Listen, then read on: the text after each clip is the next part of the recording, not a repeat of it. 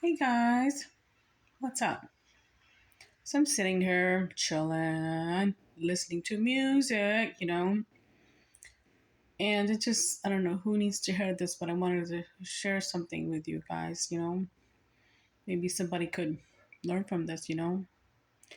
When I was in a relationship with my husband,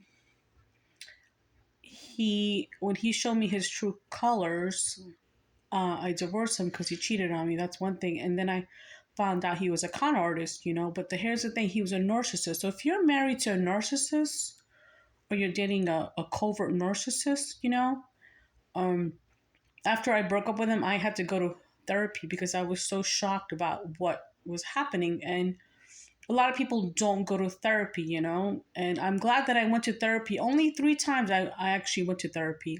And this amazing therapist told me that you have to mourn. You have to mourn that one person twice, which is meaning you have to mourn the person who um, was wearing the mask and the person who was wearing the mask, and then the real person too. You have to mourn him twice. So the person you met, you had to mourn him, and when the mask came off, then you had to mourn him too. So I had to mourn one person twice, and that took all my energy. But once I did it, that was the best thing I ever did. And this was in February I'm sorry, October of 2017, when I decided to leave him because actually September 26th, 2017.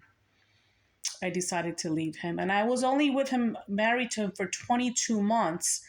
But then I found out that this whole arrangement of the marriage, his boss signed some paperwork and said that we were married. I'm like, what?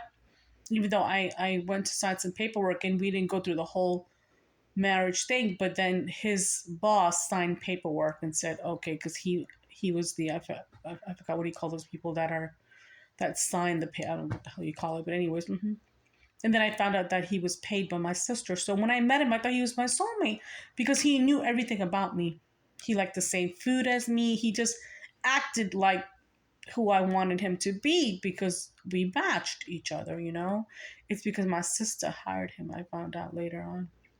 But anyways, why I'm telling you my story is because mourning somebody twice, to mourn them, is the hardest thing you can do. But I didn't realize that. And once I went to therapy helped me. And a lot of people think I was crazy because I went to therapy. But if you're going through a divorce right now, and if you need therapy, it's okay to get therapy. And a lot of people think that if you go for therapy, you're crazy. No.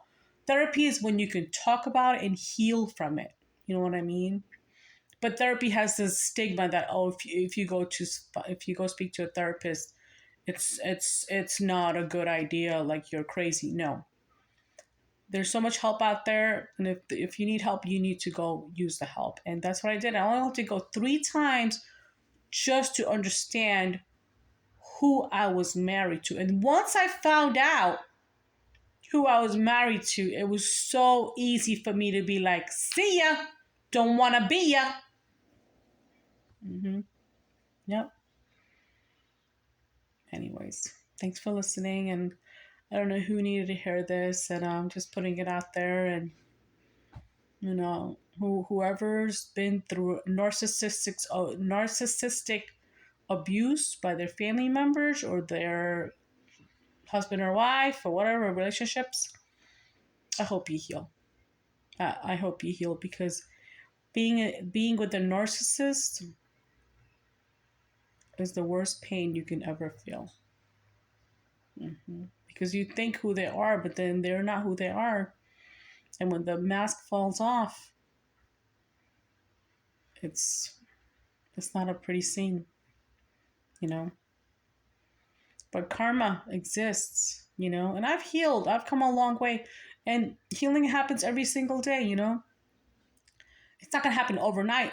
I've healed. It's been years, and it's not like I even think about this person. But when if I hear some songs, I will be thinking like what he did to me, but then I'm over it already, right? But the thing is, healing doesn't ever stop. That's what I'm trying to say. Healing happens every single day. You have to work on yourself. You have to work on you, because then you realize you come first, right? In any relationship, you know. So he's taught me a big lesson, and if he's watching me and hearing me out here whatsoever, I don't really give a f. But if you are, I just want to thank you for teaching me who I am today. It's because of you, actually. Thank you. You really had to show me who I really was, and I appreciate the pain because I turned the pain. I'm an alchemist, bitch. So here you go. But his pain, he will take to his grave because he's hurt. Narcissistic people are very fragile. They have no soul. They're empty souls, you know, and they're cowards. I'm sorry to say, and I'm sorry. You cannot change a narcissist, and a narcissist will never change. I'm sorry to say that. That's how I look at it, you know.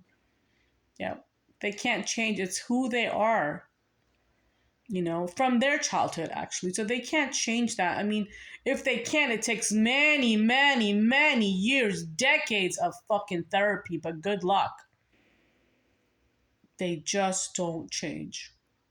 So if you think you're dating a narcissist and they're going to change, oh no. No.